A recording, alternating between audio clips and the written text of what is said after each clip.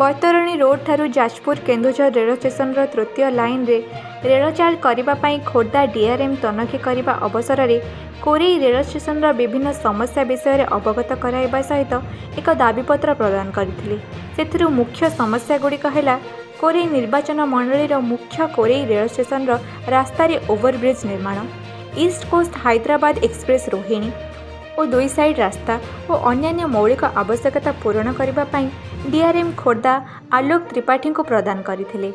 भेटिथिबा प्रतिनिधि मंडली मध्य कोरेई स्थानीय अर्धवासी समेत कोरेई संग्राम समितिर साधारण संपादक तथा वरिष्ठ सांबादिक अभिमन्यु मिश्र, कैलाश मिश्र, बंचन हाजिर, पीताम्बर नंद, तपन पट्टनायक, आजमत खां, भुवन मोहन महांती, जाजपुर सुरक्षा सेनार सभापति सुरेंद्र बराड़, पद्मलोचन महांती प्रमुख बहुत नेतृत्ववृंद आलोचन भाग नहीं। डीआरएम तृतीय लाइन ट्रेन चाल तनखी समय रेलवाई सेफ्टी ऑफिसर विभिन्न पदस्थ अधिकारी माने नूतन रेल लाइन को जांच करथिले। जाजपुर रोड रु अभिमन्यु मिश्र रिपोर्ट, ओडिशा एकाम्र लाइव।